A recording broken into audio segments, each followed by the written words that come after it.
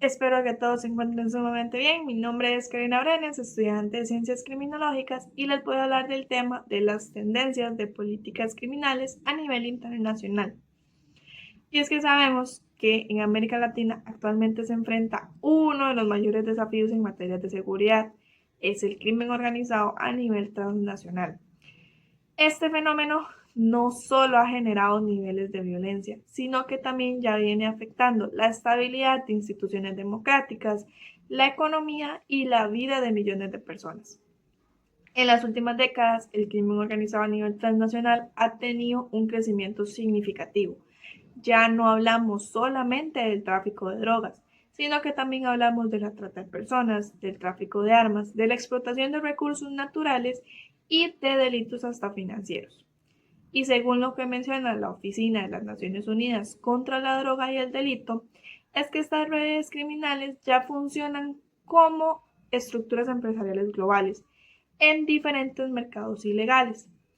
Por esta razón, los países latinoamericanos han comenzado a reforzar sus políticas de seguridad contra el crimen y han buscado estrategias más integrales para enfrentar este fenómeno. ¿Qué nuevas estrategias se pueden implementar para combatir a los delitos transnacionales? Tradicionalmente, muchos países de América Latina trataron de enfrentar al crimen organizado con la famosa política mano dura. Sin embargo, como nos lo menciona la autora Carolina Samp, al crimen organizado hay que entenderlo como un fenómeno relativamente complejo y que se debe abarcar o se debe combatir con las políticas públicas multidimensionales que abarquen a los temas sociales y también a los temas o dinámicas económicas de los mercados ilícitos. Durante muchos años se pensó que al aumentar la presencia de la policía o de la policía militar, esto iba a ser la mejor manera para combatir el crimen organizado. Y sí, ha logrado reducir o logró reducir de manera muy limitada la violencia, pero también nos provocó algo negativo, y es que se generó más conflicto entre los grupos criminales, lo que ha hecho que evolucione más o afecte más a las zonas más vulnerables. Por eso yo considero que se deben hacer nuevos enfoques que se estén promoviendo más en las políticas integrales. Esto quiere decir más en la prevención del delito, en fortalecer las instituciones públicas y en fortalecer las comunidades más vulnerables que actualmente son abandonadas por el Estado, ya que en mi opinión muchas redes criminales o muchos grupos criminales se apoderan de las comunidades más vulnerables aprovechando la pobreza y la falta de oportunidades que ellas tienen. Vuelvo y menciono y repito, ya que son abandonadas por el Estado. Otro aspecto que me parece sumamente importante recalcar acá es la cooperación internacional y el control del delito.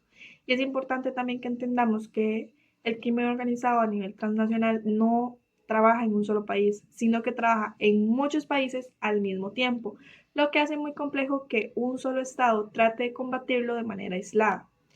La cooperación entre países permite que se puedan compartir información, que se puedan realizar investigaciones conjuntas y así se puede mejorar el control de actividades como el lavado de dinero o el tráfico de armas, por ejemplo, en las zonas fronterizas o incluso en los mercados aduaneros.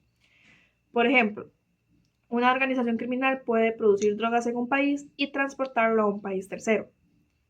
Es por esto que ningún país puede abarcar este tema de manera aislada.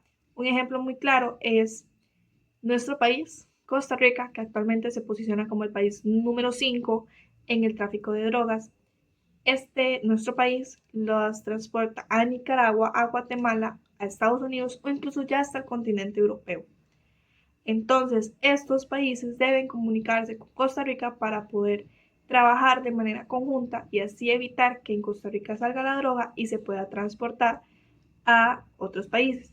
Es por eso que en mi opinión es muy importante la cooperación entre instituciones o la cooperación entre países, porque el crimen organizado funciona a nivel transnacional y así también deben ser las respuestas internacionales para poder combatir estos delitos o a esta red criminal. A pesar que es sumamente importante la cooperación entre países, esta también tiene sus limitaciones, ya que como nos lo menciona el programa de las Naciones Unidas, las instituciones débiles y que son de muy poca confianza para sus ciudadanos y que sus ciudadanos no confíen en sus autoridades, esto reduce la efectividad de las políticas de seguridad. Una de las principales limitaciones que tiene esto es que muchos países aún trabajan de manera aislada o sus sistemas legales son muy diferentes y esto ha provocado que haya muy pocas investigaciones conjuntas. En mi opinión, esto debería cambiar, ya que la cooperación internacional es realmente necesaria para poder fortalecer las instituciones y para poder darle un mejor desarrollo al país.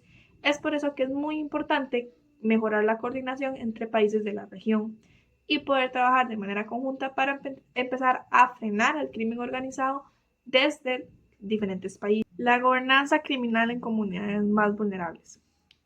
Lastimosamente, en ciertas zonas de América Latina se ha dado lo que se conoce como gobernanza criminal, y esto ocurre cuando estas organizaciones criminales llegan a cumplir ciertas funciones del Estado en las comunidades más vulnerables. Por ejemplo, algunos grupos criminales controlan territorios, imponen normas, cobran impuestos o cobran hasta por cuidar a sus ciudadanos. Este fenómeno suele darse en las comunidades más vulnerables y en las comunidades donde el Estado tiene presencia muy limitada o donde existen los más altos niveles de pobreza y desigualdad. En mi opinión, esto es muy preocupante, ya que significa que el Estado no está cumpliendo con su función en estos lugares.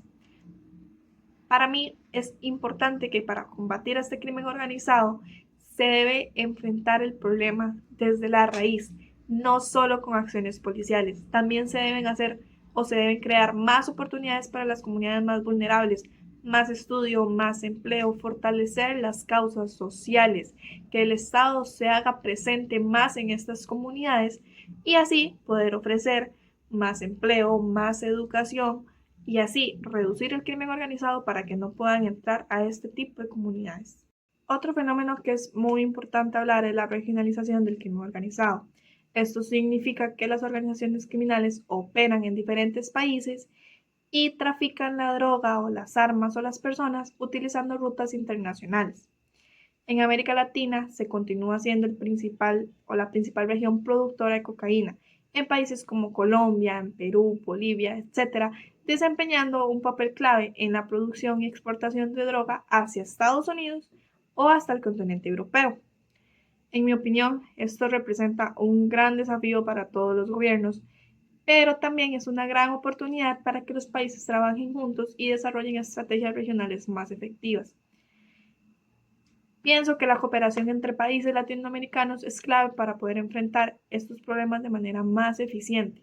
Si todos los países de América Latina trabajan en conjunto, se podría llegar a reducir la droga que entra a cada país y así poder empezar a frenar el crimen organizado de diferentes maneras. Conclusión, el crimen organizado en América Latina es un fenómeno sumamente complejo y que evoluciona con el tiempo y cada vez se hace más grande y más peligroso. Y es uno de los que hoy representa los mayores desafíos para la seguridad y la estabilidad democrática en cada país. Las políticas basadas únicamente en la represión han demostrado que enfrentan múltiples problemas y se han vuelto muy ineficientes.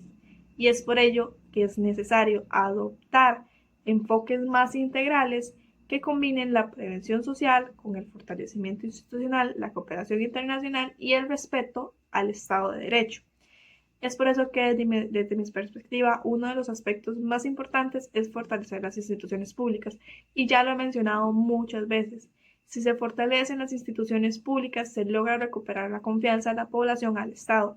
Cuando las personas sí logran confiar en sus instituciones, sienten que existe justicia y que la seguridad se logra reducir, la influencia del crimen organizado ya no es tan fuerte en las comunidades más vulnerables.